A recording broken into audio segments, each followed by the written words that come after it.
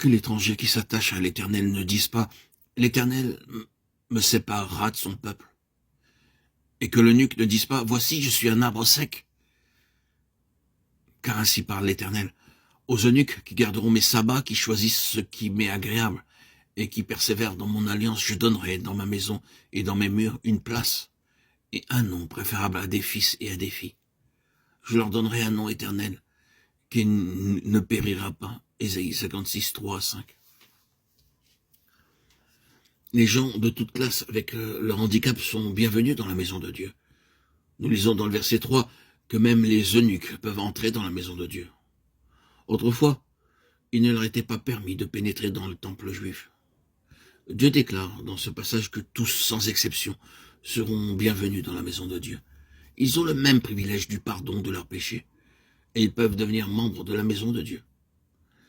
Nous lisons au sujet d'Onésime qu'il devint très utile à Paul, Philémon versets 10 et 13. De toute évidence, Onésime avait volé une certaine somme d'argent ou quelque chose de valeur, car il quitta la maison de son maître avec son butin pour se rendre à Rome. Après avoir dépensé tout l'argent qu'il avait volé, Onésime pensa à l'apôtre Paul.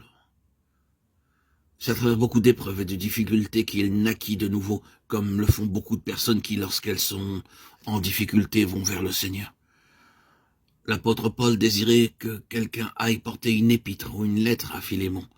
Ce fut à dessein que Paul envoya Onésime à Philémon. Tout d'abord pour qu'il s'excuse auprès de lui de l'avoir volé. Il désirait aussi qu'Onésime soit reçu par Philémon, comme l'aurait été Paul. Dans la maison de Dieu, beaucoup peuvent être changés comme Onésime, dont la vie pécheresse et honteuse fut changée en une vie d'une pleine compréhension de la volonté et au dessein de Dieu. Par tout le monde, Dieu a choisi des hommes rejetés, des meurtriers et des voleurs, qui devinrent pour finir de grands hommes de Dieu.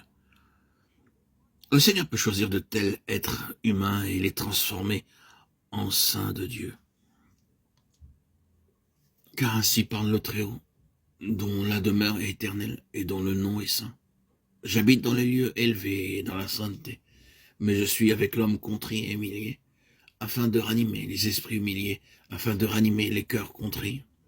Ésaïe 57, 15.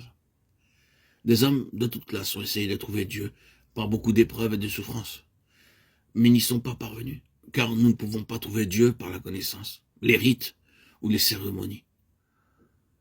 Beaucoup de religieuses et de moines ont passé leur vie entière dans des lieux isolés, ils ont dormi par terre, ils ont mangé une nourriture ordinaire, croyant ainsi trouver Dieu.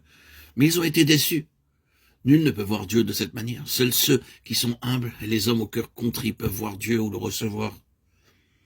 Dieu habite dans un lieu élevé et saint, mais aussi avec celui qui a un esprit humble et contrit. C'est là le secret.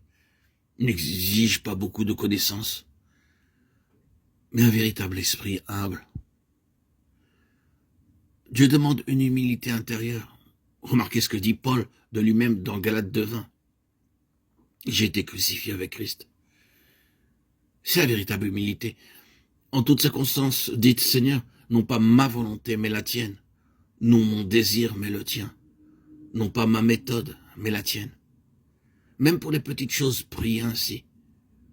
L'humilité vient en mourant chaque jour. Alors, vous pouvez dire véritablement et en toute honnêteté, non pas ma voix mais la tienne, non pas ma volonté mais la tienne. Nous avons besoin pour cela de nous approprier la puissance de Christ, car nul ne peut mourir par lui-même. Paul était capable de dire « J'ai été crucifié avec Christ, car j'ai appris à mourir chaque jour ». 1 Corinthiens 15, 31, 2 Corinthiens 4, 10 et 12. C'est ainsi que nous pouvons jouir de notre salut tel que Dieu l'a promis. Je te ferai monter sur les hauteurs du pays. Ne vivez pas une vie de stérilité, de défaite.